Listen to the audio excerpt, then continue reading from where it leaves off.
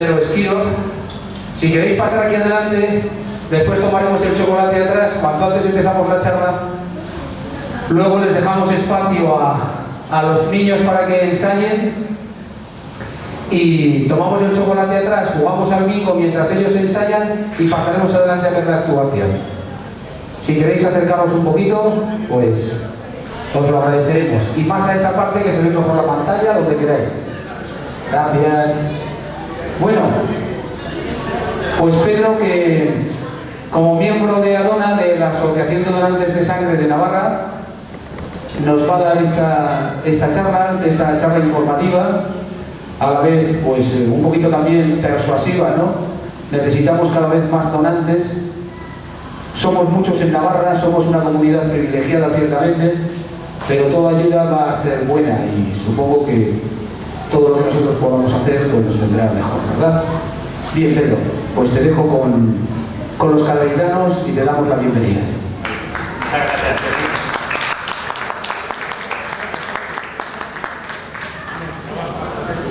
Buenas tardes a todos. Agradecer a Jesús y a Pili. ¿Estás por ahí? No, se ha ido. Que es la delegada de la Asociación de Donantes de Sangre aquí en Cadereyta y que realiza una labor fundamental. Es la delegada, bueno, lo que es la Asociación de Donantes de Sangre de Navarra está compuesta por 74 delegados que hay en cada pueblo de la geografía navarra que ayudan a que el proceso de la donación de sangre en la unidad móvil se desarrolle de una manera ejemplar. Voy a hablar un poco sobre la donación de sangre, sobre la donación de médula ósea y una perspectiva sobre la donación de órganos. No me gusta estar en este atril aquí arriba, casi prefiero estar abajo, afiliado con vosotros. Mirad, nuestro punto de mira común es la sociedad de la cual todos formamos parte y que se encuentra necesitada de personas que estén dispuestas a donar su sangre. ¿Para qué? Para llevar la esperanza a muchos pacientes que se encuentran en nuestros centros hospitalarios, para mejorar su calidad de vida, incluso para salvarles la vida. Y decir que aproximadamente el 80%, la mayoría de los aquí presentes, alguna vez necesitaremos algún componente sanguíneo si es que ya no si lo hemos necesitado. Aquí comenta una persona que ya le han transfundido sangre. Pero si vivimos lo que indican las expectativas de vida, que en varones son 83, 84 años y en mujeres son 5 o 6 años más, pues andan en los 87, 88, a lo largo de nuestra vida vamos a necesitar un componente sanguíneo y necesitamos personas que estén dispuestas a donar esos componentes sanguíneos que nos vamos a beneficiar a todos. Y decir que todos los días del año se necesita sangre, que todos los días del año pues hay accidentes, hay personas que están sometidos a tratamientos quimioterápicos agresivos, que van a necesitar alguna transfusión de algún componente sanguíneo, personas que tienen enfermedades graves, tumores, cánceres. Todos los días del año se transfunde sangre en nuestros centros hospitalarios y decir que aproximadamente se necesitan unas 100 donaciones diarias. 100 donaciones diarias. Luego comentaremos un poco.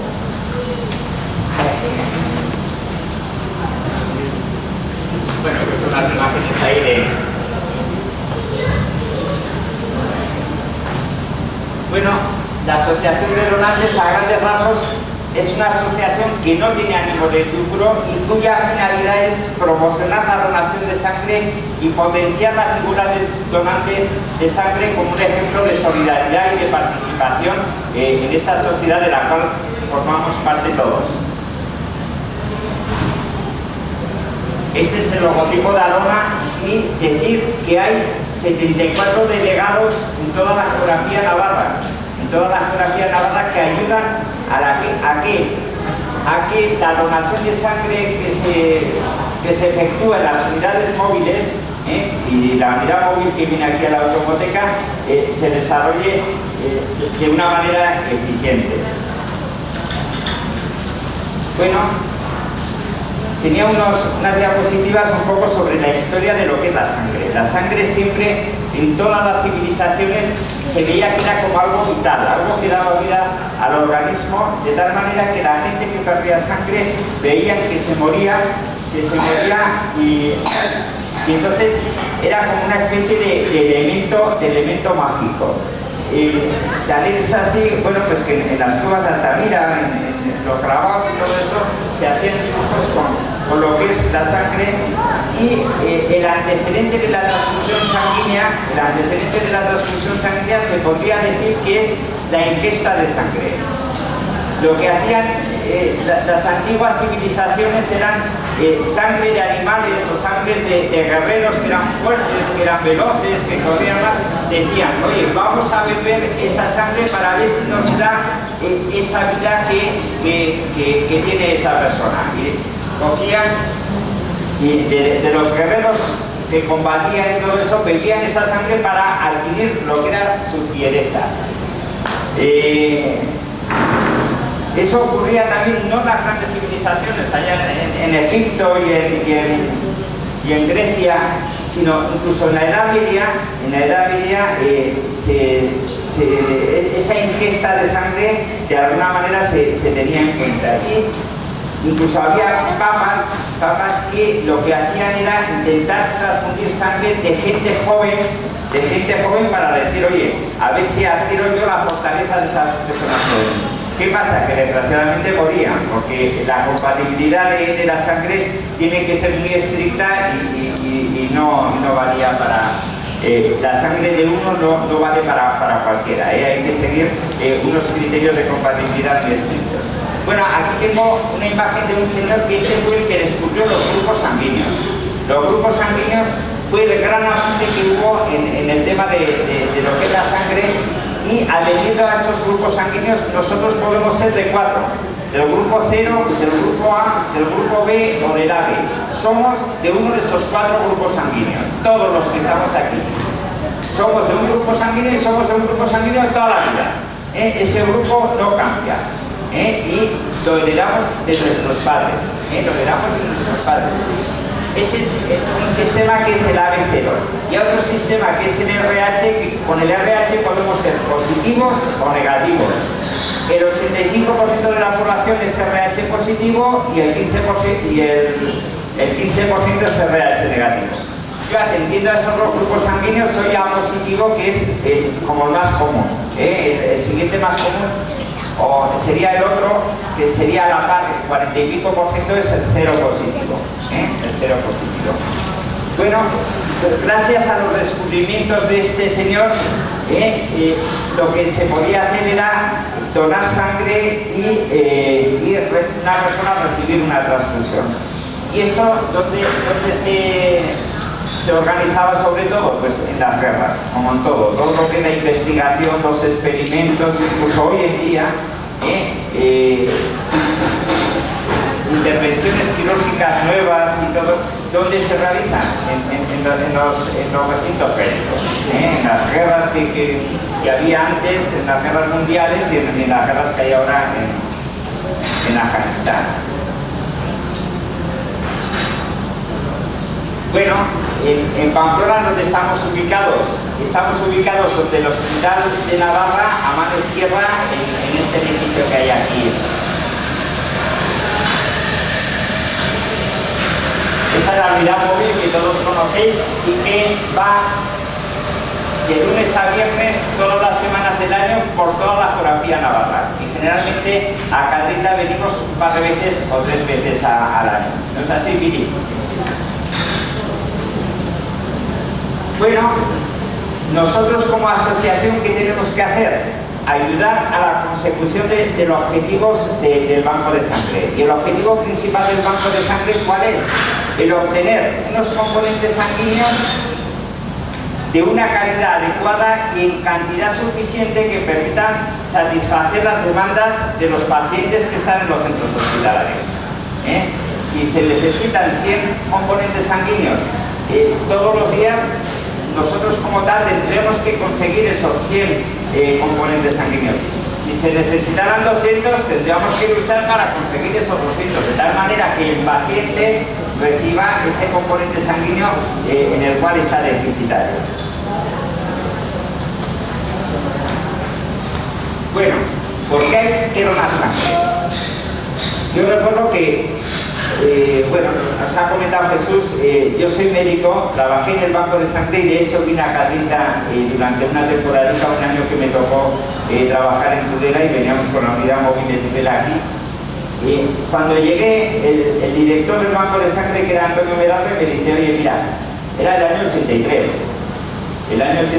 y me dijo, oye, no sé lo que durarás aquí, porque se está investigando sobre sustitutos de la sangre artificial que se denomina, y está bastante avanzada la investigación, de tal manera que igual de aquí a 5 o 10 años no hace falta, no es necesario lo que es el donar sangre, y por ende el banco de sangre o centro de transfusión habría que cerrarse. Bueno, pues nada más lejos que la realidad, esa sangre artificial que se ha investigado, que se sigue investigando, se ve que provoca cantidad de efectos secundarios en las personas que reciben esa sangre artificial. De tal manera que hoy por hoy la sangre solamente es válida la que proviene de las personas, del brazo de un donante de sangre. La sangre artificial todavía se ha visto que no es eficaz a la hora de la transfusión de las personas. Lo que hemos dicho, el 80% de la población va a necesitar algún componente sanguíneo a lo largo de su vida, por tanto hace falta que donen sangre. Para donar sangre, ¿cuál es el criterio principal? El gozar de buena salud. El gozar de buena salud. Y todo lo que está encaminado en el banco de sangre en relación con la donación es que la sangre no perjudique a la persona que va a recibir esa sangre y que no perjudique a la persona que va a donar esa sangre. En principio, la donación, el donante no tiene por qué sentirse perjudicado por efectuar la donación. Si se sintiera perjudicado, automáticamente a ese donante se le daría de baja. Y esa sangre tiene que estar exenta de efectos perjudiciales en los posibles receptores, que lo que hemos dicho, podemos ser todos. Por tanto, yo lo que quiero es, si me van a transfundir una sangre a mí, a mi hijo, a mi madre, es que sea de una calidad adecuada y que no me transmita. Porque el gran problema que hubo con la transfusión de sangre era la transmisión de enfermedades infecciosas. Yo no sé si habéis oído, pero en tiempos con la sangre se vehiculaba virus de hepatitis. Luego, posteriormente, incluso virus del SIDA se vehiculó a través de la sangre. ¿Qué es lo que pasa? Luego salieron las pruebas analíticas, pero claro, las pruebas que se realizan en los laboratorios salen posterior. Y ha habido, mientras tanto, una transmisión a través de ahí. ¿Cuál es el problema también? Que hay que poner en una balanza el beneficio que quieres obtener con la transfusión de sangre con el posible perjuicio que hay. Claro, si a una persona no le transfundía sangre, se moría. Entonces, en los años 70 y 75 se cifraba que era alrededor del 15% que transmitías lo que era una hepatitis a través de la sangre. Todo eso ahora ya es como prehistoria. Ahora el riesgo con la donación y con la transfusión sanguínea es mínimo. Vamos a decir que el riesgo cero no existe, como lo sabéis todos. Por estar aquí, por el calor que hace, nos puede caer hasta la techumbre. O sea, un riesgo cero en la vida no existe. Pero el riesgo es mínimo, es totalmente mínimo. La donación es un acto seguro, no debilita al organismo, y la persona que recibe esa sangre es un porcentaje mínimo en los efectos desfavorables que pueda tener. Decir que la donación es bien escasa. Mira, aquí el año pasado aproximadamente donaron sangre en Navarra unas 16.000 personas. Somos 600.000. O sea que no llega al 3% de la población las que donan sangre. Dices, joder, un 3%, 3 de cada 100. Pues es así. Claro, empiezas a contar, de 0 a 18 años no pueden donar sangre, de 65 años en adelante no pueden donar sangre. Vas acotando y, claro, de 0 a 18 habrá un 20%, de 65 a 100 y pico que habrá gente, pues habrá un 30 o un 40%. Y del resto, ya digo, solamente sería ese 2,5, ese 3% de la población el que donaría sangre. ¿Por qué? Porque cualquier tipo de enfermedad, cualquier tipo de enfermedad cardíaca, cualquier tipo de enfermedad crónica, de riñón, digestiva, cualquier alteración que tenga esa persona le haría inútil para efectuar lo que es una donación de sangre.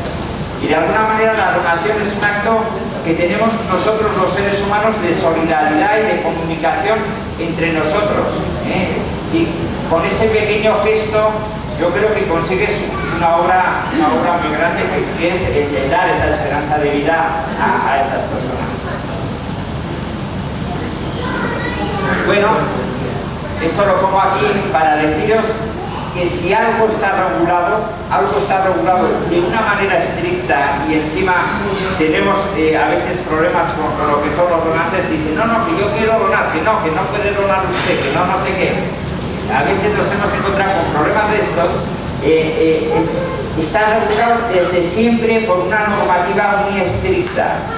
Todo lo que es el proceso de la donación de sangre, de la donación de médula ósea y de la donación de órganos.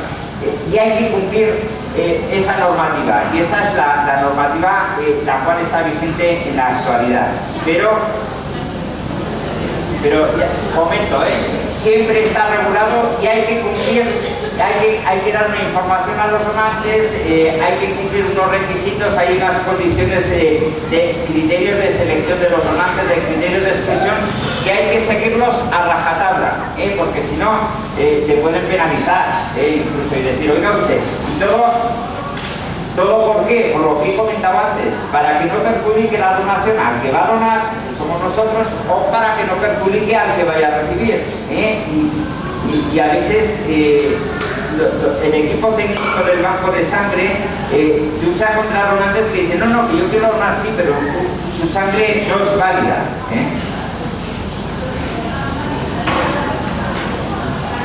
Bueno, voy a hablar un poco sobre las formas de donación. La donación ordinaria, que es la que se efectúa aquí, y de algunos de vosotros, si son donantes, que sí que sois, varios de ellos. Bueno, la donación ordinaria, ¿en qué consiste? Consiste en la extracción de 450 centímetros cúbicos de sangre a través de una aguja que se suele pinchar en la vena de aquí del brazo, y esa sangre va a un sistema de bolsas que contienen unas soluciones conservantes, nutritivas, que permiten un correcto almacenamiento de esa sangre. Y de esta sangre se pueden obtener 3 componentes sanguíneos, que por un lado es el componente líquido, el plasma, por otro lado es el componente celular, que son los glóbulos rojos somatíes, y el tercer componente serían las células de la sangre, que son las plaquetas. Pues bien, esos 3 componentes sanguíneos pueden ir a 3 personas diferentes, de tal manera que de una donación de sangre se pueden beneficiar 3 enfermos. Por eso en muchos sitios y en muchos escritos pone que se pueden salvar 3 vidas con lo que es una donación de sangre. Cada componente sanguíneo tiene unas condiciones de almacenamiento determinadas. El concentrado de Mathieu, los glóbulos rojos, se conservan a 4 grados centígrados en frigorífico. El plasma se congela a menos de -30 grados y las plaquetas están a temperatura ambiente. Y luego la caducidad de cada componente sanguíneo, ya sabéis que todo tiene una caducidad. Coges una bolsita de patatas y tiene una caducidad. Coges un filete o un yogur o cualquier cosa y consumir preferentemente antes de ello. La sangre tiene una caducidad. El concentrado de Mathieu un concentrado de Mathieu extraído hoy dura 42 días. El plasma dura 3 años, pero las plaquetas, que es un artículo perecedero de muy corto espacio de tiempo, solamente dura 5 días. Por tanto, plaquetas que hacen falta y hacen falta todos los días del año, tú no puedes extraer hoy 200 concentrados de plaquetas. ¿Por qué? Porque en 5 días se le van a caducar. O sea, hay que extraerlos paulatinamente. Bueno, la sangre, ¿qué es? Un componente líquido que es el plasma, en el cual van unas células que son los glóbulos rojos o hemoglobines, que son que llevan el oxígeno a todas las células del organismo por medio de lo que es la hemoglobina.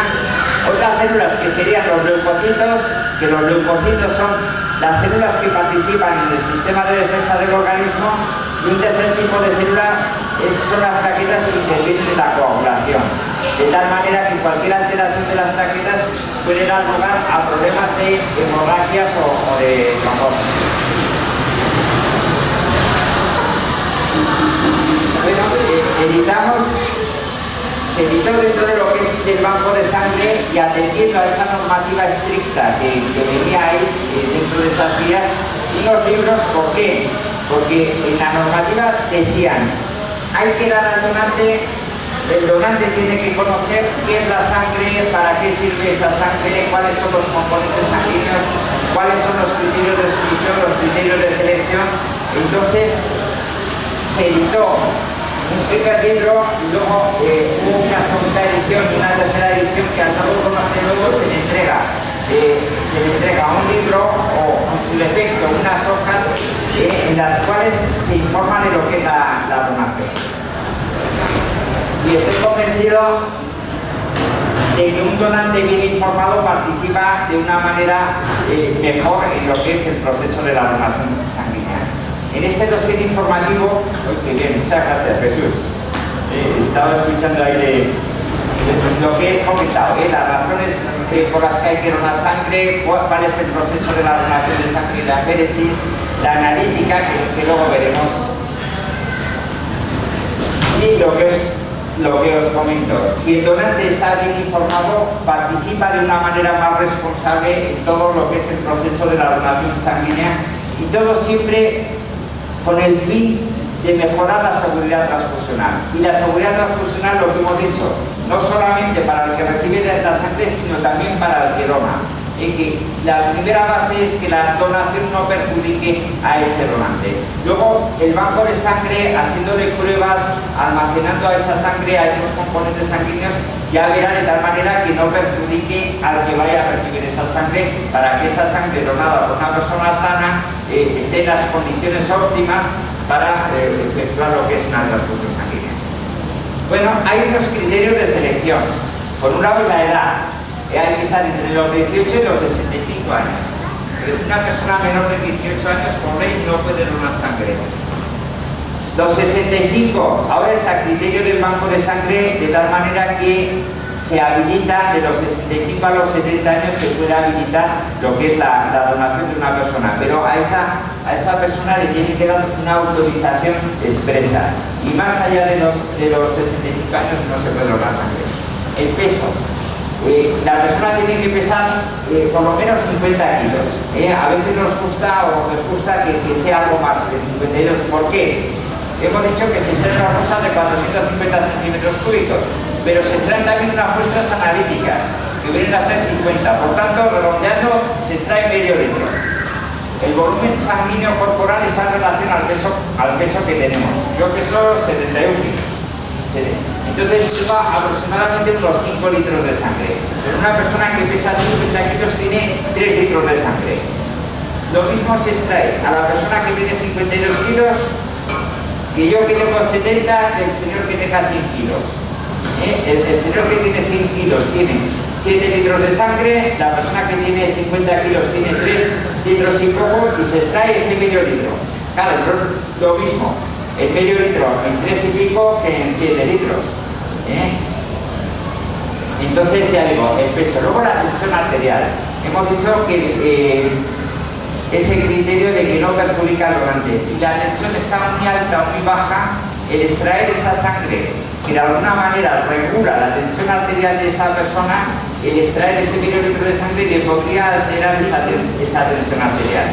Si ya tiene una tensión arterial muy bajita, al extraer ese volumen sanguíneo lo puedes hacer bajar más. O al revés, si tiene una tensión muy alta, debe interés histórica, vosotros la gran mayoría pues, sabrán tomar la tensión arterial.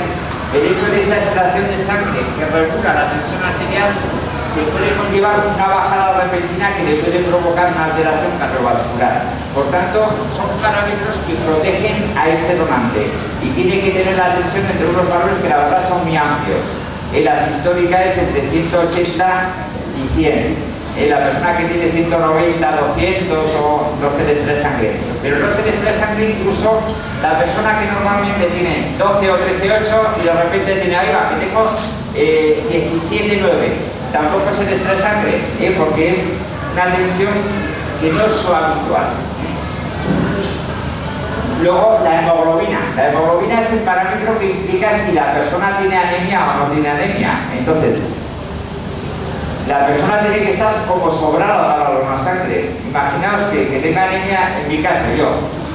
Ahora tengo un pequeño problema, una hemorroide que sangro un poquito, entonces estoy bajito de hemoglobina y estoy de baja para donar sangre. ¿Por qué? Porque hay unos criterios de tal manera que en varones se tiene que estar por encima de 13,5 gramos y en mujeres por encima de 12,5 gramos. ¿Por qué? Porque si estás con anemia, le quitamos sangre, ¿qué vamos a hacer? Peor, anemizar a esa persona más. Entonces, tiene que tener un nivel alto para donar sangre. ¿Eso cómo lo hacemos nosotros? Por el pinchacito en el dedo. Pues pinchan en el dedo a las personas que van a donar, se extrae una gotita con un capilar y se vierte a un liquidito. Si baja, significa que puede donar, y si no baja, pues no puede donar sangre. Las plaquetas. Estamos hablando de que con la sangre van plaquetas. Las plaquetas, hay unos valores normales que están entre 150.000 y 400.000. Bueno, pues si la persona está por debajo de 150.000, pues no podrá donar sangre. ¿Por qué? Porque le vamos a quitar esas células.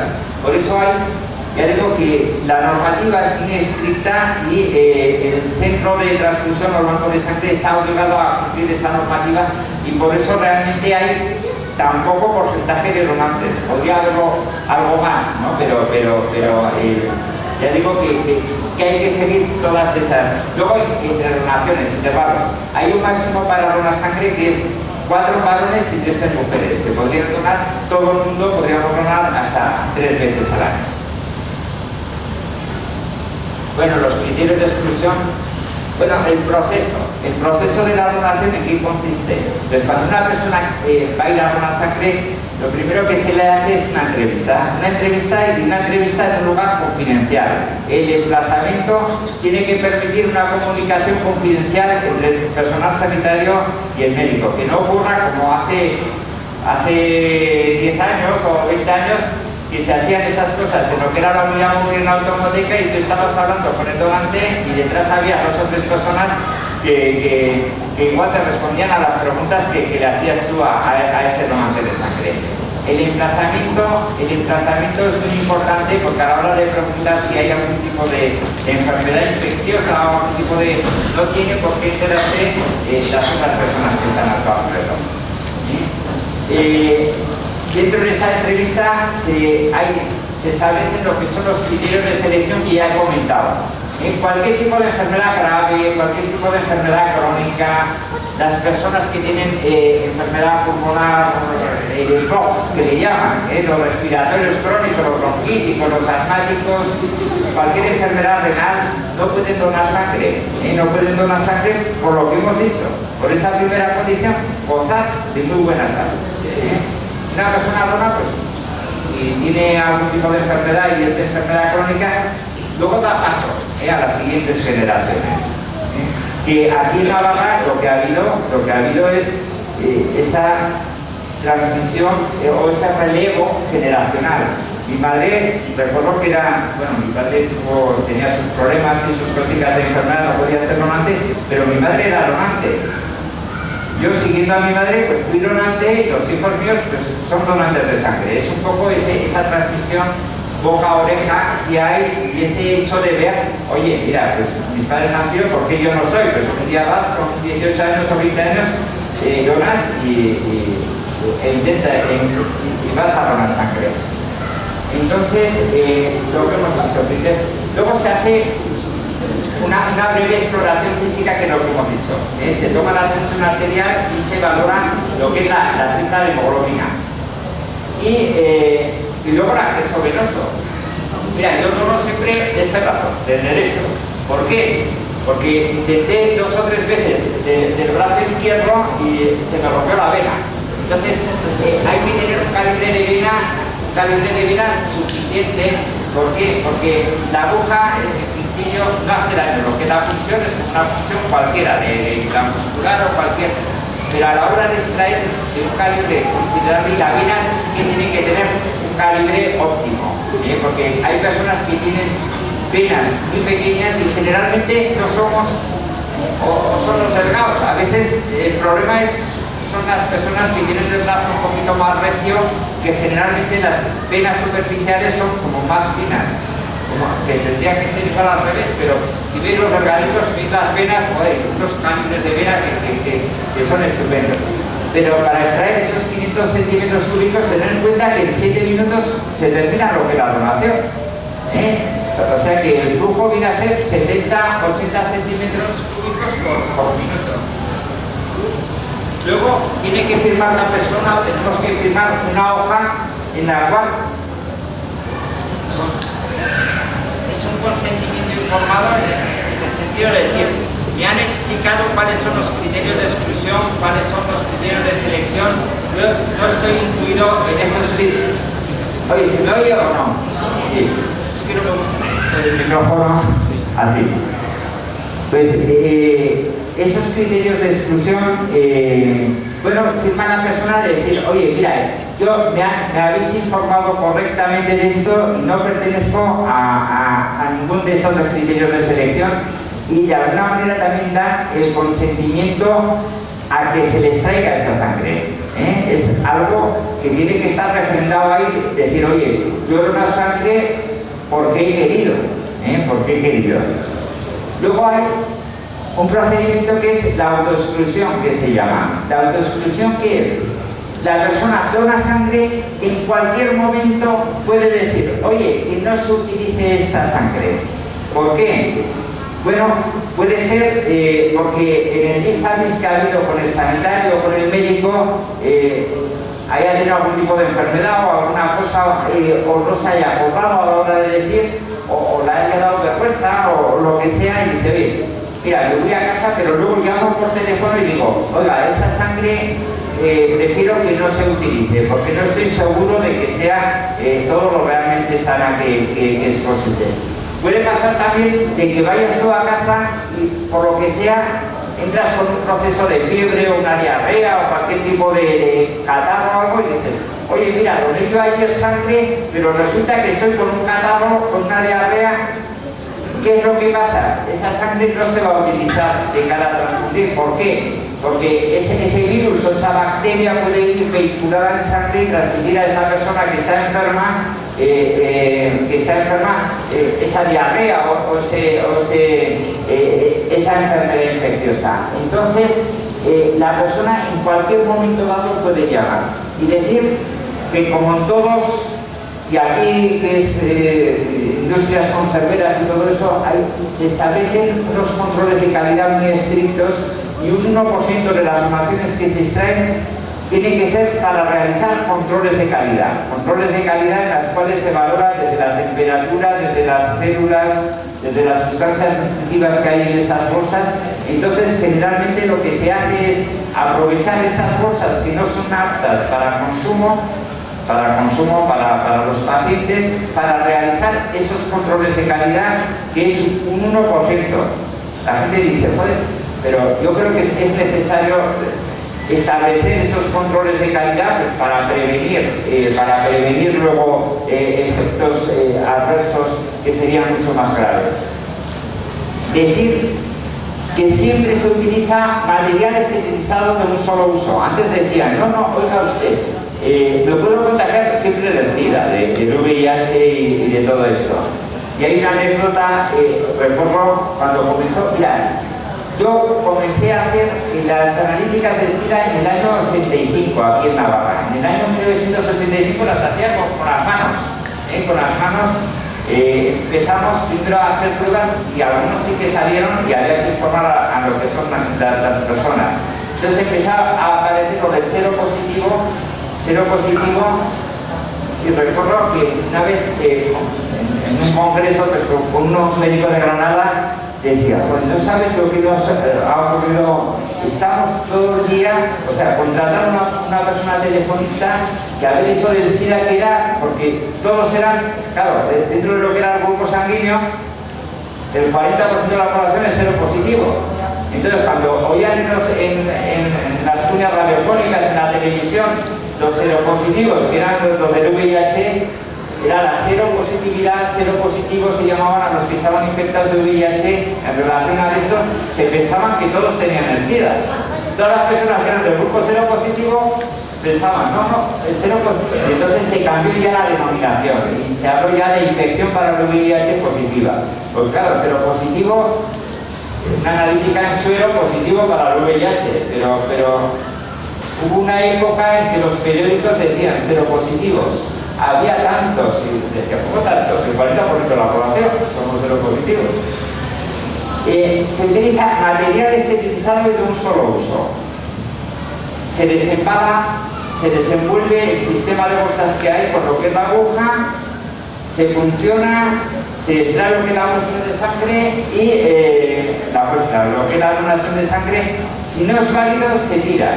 Si es válido, esa bolsa de sangre y el desecho se tiran a unos contenedores especiales de residuos de tipo biológico. Y decir que una donación de ese medio litro de sangre no debilita el organismo. Que desde el punto de vista de líquido, en 2 o 3 horas con un consumo de los refrescos se recupera. Y desde el punto de vista de células, de esa hemoglobina, de esos glóbulos rojos, en 2 o 3 semanas se recupera. Por eso la persona puede donar sangre una vez que pasen 2 meses. Bueno, esto es lo que he comentado antes. La persona sanitaria lo que hace en la entrevista, funciona lo que es el dedo, se toma la tensión arterial y lo que es la extracción de la bolsa de sangre.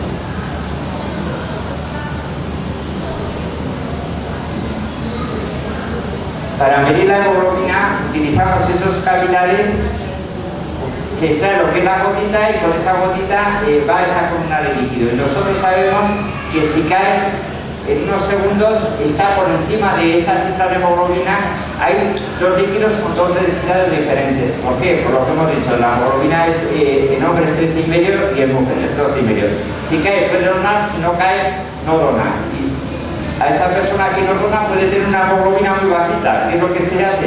Extraer una muestra de sangre de vena y se la analiza ya en unos sistemas más perfectos, un analizador de estos, una máquina. Esto vendría a ser un poco como lo de la glucosa, pero para valorar la hemoglobina. Cuando os hacéis una analítica de glucosa es lo mismo, es un capilar, una gotita de líquido y tal, lo metes a un aparatico, pues aquí lo metemos a este aparato y podemos saber si la persona tiene anemia o no tiene anemia y si tiene una hemoglobina más de 3,5 o más de 2,5. Una vez que se extraen las bolsas de sangre, ese sistema de bolsas, la bolsa de sangre estaría justamente abajo, se depositan unas placas que se denominan de butanoliol. ¿Estas placas qué son? Cuando se extrae la sangre del cuerpo se extrae a una temperatura de 36-37 grados, que es la temperatura corporal. Pues con estas placas lo que conseguimos es enfriar esa sangre a 20 grados. ¿Por qué? Porque luego en el proceso que vamos a hacer de procesamiento de esa unidad de sangre, el procesamiento ¿en qué consiste? Bueno, en meterlas en unas centrífugas. En unas centrífugas lo que hace es centrifugar a unas revoluciones determinadas de tal manera que el componente líquido queda arriba, el componente pesado, que son los glóbulos rojos, quedan abajo y entre medio las plaquetas. Y podemos extraer el componente líquido, que es el plasma, el componente celular sanguíneo, que son los glóbulos rojos, y por otro lado las plaquetas. Y se sabe que las mejores condiciones es realizarlo a 20 grados. Y por eso nada más extraer esa sangre se deposita en esas placas de butanoliol y ya en 24 horas tienes que procesar esa unidad. Bueno, las analíticas que hacemos. Las analíticas, mira, dices, pues una persona es donante, he comentado antes, yo soy A positivo, lo soy desde nacimiento, me habrían hecho a la hora de nacer ese grupo sanguíneo. Bueno, eran unas 40 y pico donaciones, me habrán hecho en las 40 y pico donaciones y ahora se hace incluso por los métodos diferentes. Pues cada vez que una persona dona sangre, se le vuelve a realizar otra vez la determinación del grupo sanguíneo. ¿Para qué? Para que no haya confusiones de cara a lo que es la transfusión. Porque yo que soy A positivo, dono sangre a una persona que sea cero positivo, le puedo llevar a esa persona a la muerte, en la incompatibilidad del grupo sanguíneo. Y eso era lo que pasaba en la Edad Media, que los intentos que había de transfusión sanguínea antes de estos descubrimientos de los grupos sanguíneos conllevaban a la muerte de la persona que recibía esa sangre. Entonces, vamos a ver, se hace el grupo sanguíneo, se hace por los métodos diferentes, incluso a esa bolsa de sangre en la cabecera del enfermo, cuando se le va a transfundir a esa persona, también se vuelve a analizar esa sangre. Esa sangre, ¿para qué? Para que no haya un error de discordancia, porque el error viene a ser la muerte del paciente del que recibe esa sangre. Bueno, anticuerpos serologales, lo que he comentado, la determinación de agentes infecciosos es obligatorio hacer cada vez que la persona dona del VIH, que es el virus del SIDA, de hepatitis B, de hepatitis C, de sífilis, porque son las enfermedades infecciosas que se han visto que se transmiten con más frecuencia y más peligrosas con lo que es la donación de sangre. Bueno, lo que hemos comentado, aquí arriba a la izquierda serían las centrífugas, esas bolsas que hay en el medio serían el plasma, las plaquetas a la izquierda, el plasma en el medio y el concentrado en la 10, y esas son las condiciones que hay. Es decir, que del plasma se obtiene cantidad de productos farmacológicos. Ese plasma, para consumo humano, de las donaciones que se realizan, que vienen a ser las 30.000 al año más o menos en Navarra, se envía a fraccionamiento industrial a una planta que, ¿qué es lo que hace esa planta? El plasma obtiene componentes farmacológicos. ¿Y qué se obtienen? Las defensas, las inmunoglobulinas, no sé si habéis oído, inmunoglobulinas, las gamaglobulinas, se extraen a través de ahí factores de coagulación, factor 8, factor 9, antitrombina 3, que sirven para la gente que tiene hemofilias. Entonces, Navarra como tal necesita pues, antitrombina, necesita factor 8, necesita albúmina, que se obtiene, que es una proteína plasmática, que es lo que hace, envía el plasma a ese fraccionamiento industrial y dice, oiga usted, tráigame esto porque los enfermos de esta comunidad necesitan estos componentes farmacológicos. Ellos lo elaboran, ponen un precio y nosotros se lo compramos o hacemos el TENATEN con ese plasma que se da. Es decir, que del plasma se obtienen hasta 140 productos farmacológicos. Se pueden obtener. Bueno, donación de sangre. Ahora pasamos a otro tipo de donación. Donación de aféresis. Aquí en Amilabovi se realiza con esta donación de aféresis y a través de unas máquinas especiales que se denominan separadores celulares, podemos programar nosotros a la máquina para obtener el componente sanguíneo que queremos. Si queremos obtener plasma plaquetas o plaquetas solo o concentrar en varias plaquetas, entonces la persona se le extrae sangre, va a estas máquinas, que estas máquinas contienen unas campanas o unos cinturones que por un sistema de centrifugación permite separar los componentes sanguíneos. Nosotros podemos programar a esa máquina para elegir determinados componentes sanguíneos y el resto se restituye al donante. Esto hay en Tudela y hay en Pamplona, estas máquinas de aféresis. Son procedimientos que duran una hora, son bastante costosos y hace unos años se realizaban bastantes y ahora están un poquito, porque encarece, aunque son productos de una más alta calidad, pero como encarece lo que es el proceso, pues están ahí haciendo la mitad de lo que se hacía antes. A través de este sistema se pueden obtener progenitores hematopoietíticos, lo que es médula ósea. Son sistemas que tienen cantidad de sensores ópticos que pueden distinguir la interfase entre células de tal manera que dicen, oye, estas células son las células progenitoras hematopoieticas, la médula ósea, vamos a hacer lo que es la extracción. Entonces, cuando una persona dona médula ósea, lo dona a través de estos separadores celulares. Luego comentaré un poquito. Mira, estas serían las máquinas que hay. Allá al fondo y estas de aquí. La persona dona, la sangre va a este sistema, a esta máquina, ahí sería una campana, un bol que hay ahí, lo centrifuga e irían a esas bolsitas que están ahí, que serían plasma plaquetas. Y aquí el concentrado de hemodiálisis no se obtiene, porque realmente sería un proceso caro. Se obtienen plaquetas, que las plaquetas obtenidas a partir del procedimiento de aféresis equivalen a 6 plaquetas de 6 donantes diferentes. Bueno, otra modalidad de donación que hay es la autotransfusión. La autotransfusión todo el mundo sabe qué es. Que es a una persona se le transfunde su propia sangre. ¿Cuándo se le puede transfundir su propia sangre? Pues vamos a ver. Cuando se va a someter a intervenciones quirúrgicas que sean sangrantes, como pueden ser las prótesis de cadera, las prótesis de rodilla, las próstatas en varones. Entonces es cirugía programada, tal día se le va a intervenir. Pues que en las semanas anteriores hemos visto que había una caducidad del concentrado hematíes de 42 días, o sea que podemos jugar con esas semanas, esas 5 semanas, podemos extraer concentrado hematíes, bolsas de concentrado hematíes, 2, 3 más o menos, lo que estadísticamente se suele consumir. ¿Para qué? Para que el día de la intervención quirúrgica haya sangre suya disponible. Entonces, esto se ha efectuado mucho con las prótesis de cadera y las prótesis de rodillas. Yo no sé si aquí habrá alguno que la hayan operado o que la hayan...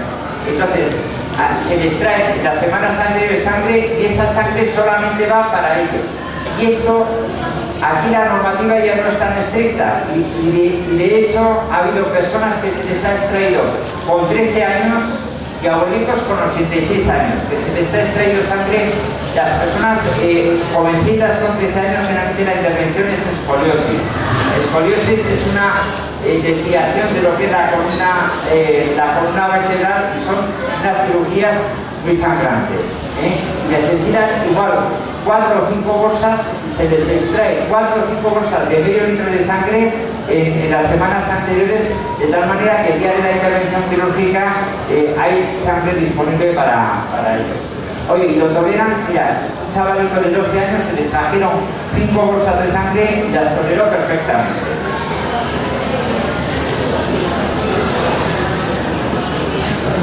Bueno, aquí comentar lo que os he comentado, que alrededor las donaciones en el año 2011 fueron entre 29 y 30.000 donaciones y este año vienen a ser parecidas. Bueno, la donación de médula ósea. ¿Pueden cerrar un poquito la puerta, por favor? La práctica esta, cerrar.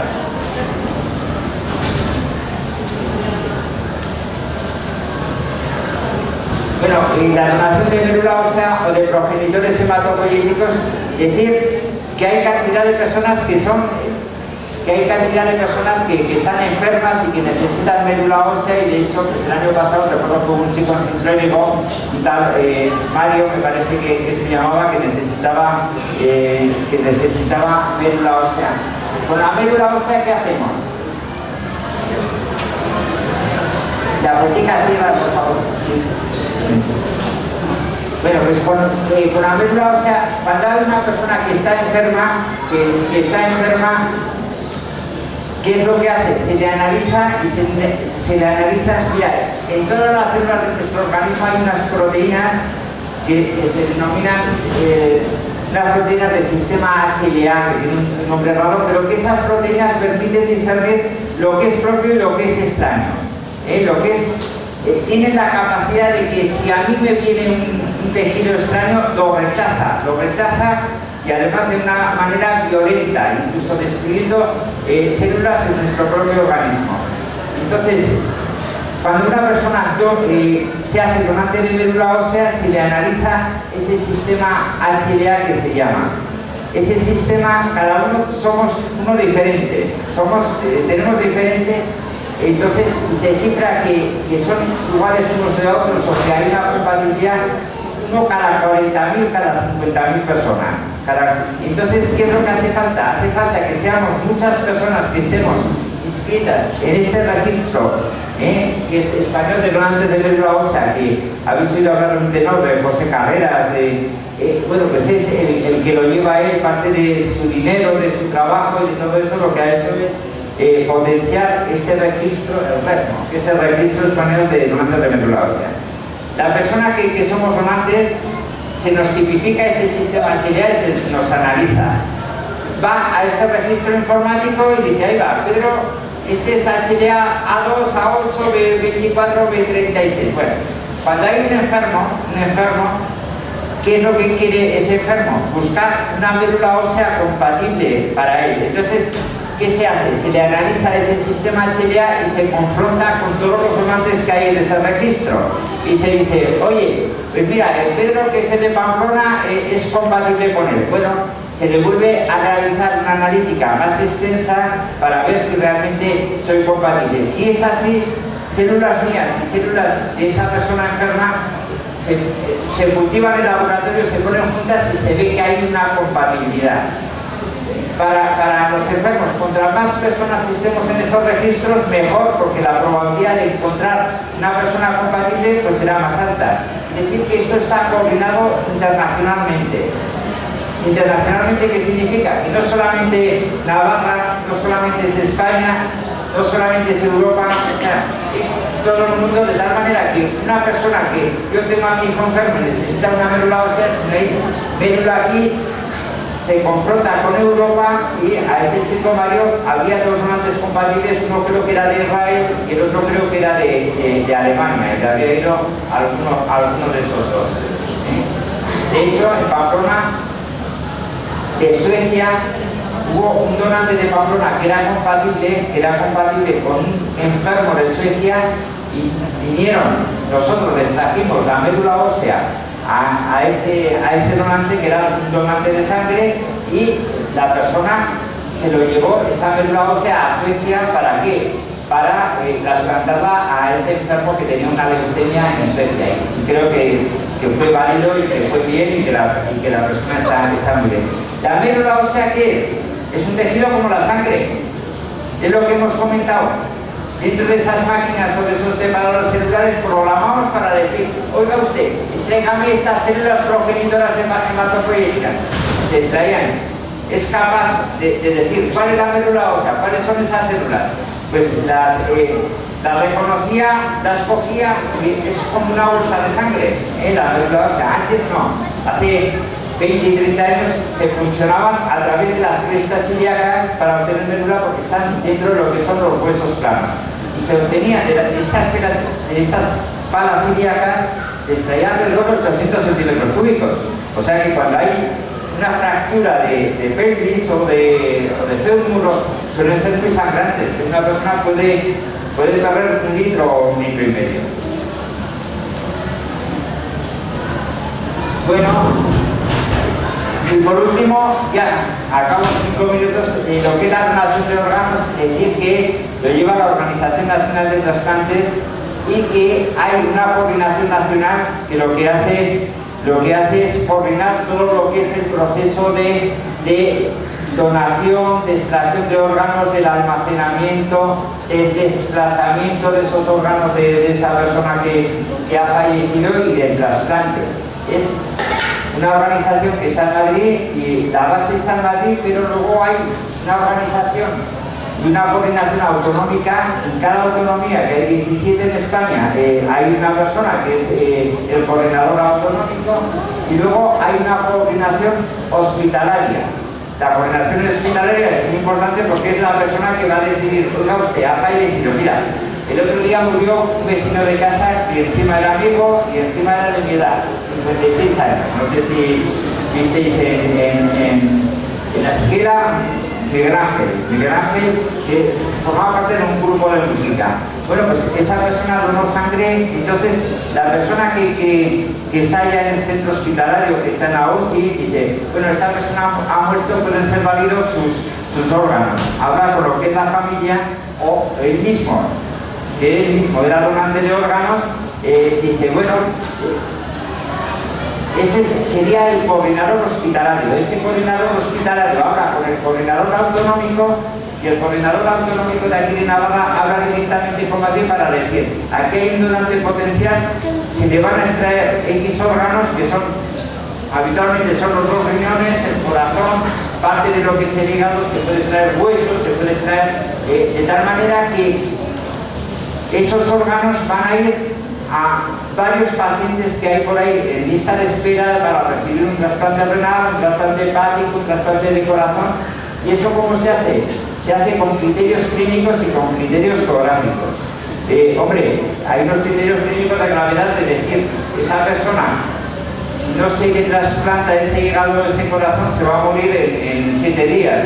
Ese es un criterio clínico de gravedad que luego hay otros criterios que son geográficos, ¿no? A la hora de decir, oye, pues mira, pues aquí hay en Navarra hay 30 personas que están en lista de espera para un trasplante renal, pues uno de los riñones por lo menos que vaya para esa persona. Entonces, decir que son unas personas que están muy acostumbradas a hablar con esas... Ten en cuenta que es un familiar que tienes tú al padre, al marido, al hijo que está ahí, claro, y que dando un soponcho de decir, oye, mira, que se ha muerto el hijo de 20 años o por un accidente o se ha muerto tu marido, y claro, el pedir ese hecho de ese órgano es un poco...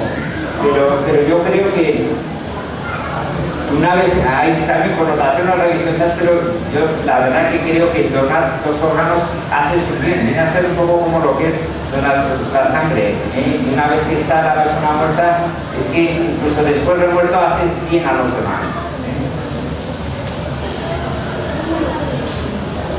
Mira, el año pasado, en el 2011, fueron 1.667 donantes y se efectuaron 4.200 trasplantes. ¿Eso por qué? Por lo que hemos dicho, de un mismo donante se pueden extraer varios órganos. Y se efectuaron 2.400 renales, 1.000 y pico hepáticos, bueno, los trasplantes que había ahí. Es decir, que ahora se está haciendo el trasplante entre vivos. Entre vivos, ¿qué significa? Una persona que tenga un enfermo dentro de la familia, que necesite lo que es un trasplante renal, generalmente lo que se hace es a la familia de esa persona enferma se le analiza para ver que existe un grado de compatibilidad. Eso que hemos hablado de esas proteínas que permiten reconocer lo propio y rechazar lo extraño. Pues bien, ese sistema de compatibilidad entre hermanos se espera que es el 25%, puede ser totalmente viable. Pero hay familiares que nacen entre primos y todo eso el 30%. Pero hay casos en que realmente eso no ocurre. Eso no ocurre. Entonces, a la hora de... Apago, nada, 2 minutos ahora. El tema es, yo conozco 2 casos que han dado una madre a un hijo un riñón y vamos, y es más, cuando estuve de médico en San Pedro, los tuve de pacientes, realmente lo orgullosa que se sentía la madre por haber dado ese riñón a un hijo de 27 años que estaba en diálisis peritoneal y que estaba cada 2 días o cada 3 días en diálisis renovando todo lo que era la sangre. Lo orgullosa que se quedó, lo bien que quedaron, y para celebrarlo se fueron de viaje realmente se está haciendo ahora entre vivos y se está hablando. Cuando no es entre familia hay unos problemas de tipo ético a la hora de decir, mira, hablaban en América y ha funcionado esto y aquí también está funcionando, que es la donación del buen samaritano. Una persona dice, yo dono un riñón para esa persona, pero alguien de esa familia tiene que donar para otra persona y ese alguien de familia de aquella otra persona para otro. Y así en Estados Unidos llegaron a 43 donaciones. Y luego hay lo que se denomina donación cruzada, que es mi hijo enfermo, pero no somos nadie compatible con ese hijo. Pero al lado hay otra persona que tampoco su familia es compatible con él, pero yo soy compatible con él y alguien de la familia es compatible con mi hijo. Pues es lo que se denomina la donación cruzada. Yo le doy para él y ya digo, esa donación entre vivos que se está realizando ahora, que realmente la cirugía ha avanzado mucho y que podemos subsistir con un riñón o se nos puede quitar un trocito de hígado y no pasa absolutamente nada, de familiares yo lo veo muy bien. Lo otro, pues bueno, tiene que costar y hay unas consideraciones éticas que estarían ahí.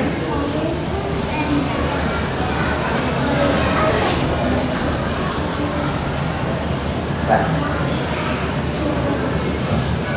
Bueno, oye, nada más. Lo único, como no estaba Pili cuando ha venido,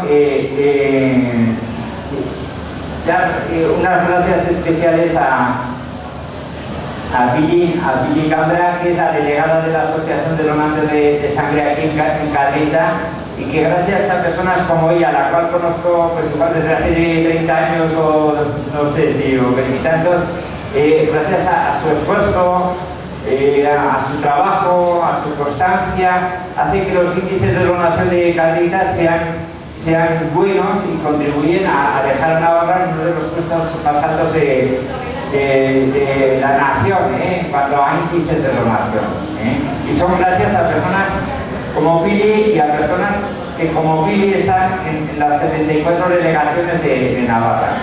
Y bueno, a mí me ha tocado ahora estar estos años en la Junta, pero como otro año le tocará a Pili o a Mari Carmen o a quien sea. Y ahora, un poco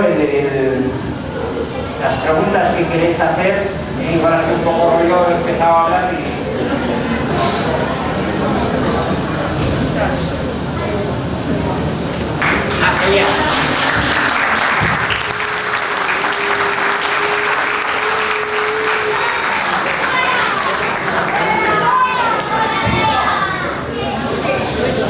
Bueno, pues muchísimas gracias, Pedro, por la charla tan instructiva. Muchísimas gracias a Pili, que lleva unos cuantos años ya. ¿Dónde estás, Pili? Llevas unos cuantos años, no muchos porque es joven, pero lleva unos cuantos años ya como delegada de Cadreita. Se mantiene la donación de manera fija. Cuando vamos al autobús, cuando nos viene Cadreita, las personas siguen yendo de manera muy asidua, los mismos, se mantienen, se va aumentando, se ve gente joven, y eso en Cadreita pues es muy importante. Y lo que he comentado antes es que es muy importante el relevo, y aquí veo personas que somos ya de una cierta edad, como yo, de los 50 años, personas muy jóvenes, y entonces que es muy importante el relevo generacional. Que nosotros somos los mejores promotores de la donación en el sentido es que aprenderán de nosotros, nuestros hijos, nuestros sobrinos, aprenden un poco del ejemplo y que lo que tiene que haber es, como toda la vida, un relevo generacional. Llegarán estas chicas a este relevo, no lo sé. Oye, ¿alguna pregunta que tengáis, algo que queráis aportar o...? Y que nos dice Pili que el lema es siempre que un donante haga otro. Que animemos a las personas, a nuestras familias, a nuestros hijos, a que continúen también con las donaciones. Que en Navarra seguimos siendo punteros a nivel de comunidades en España de donación, que exportamos sangre, ¿verdad, Pedro? Y que es muy importante que continuemos. Pues muchísimas gracias, un aplauso muy fuerte para Pedro.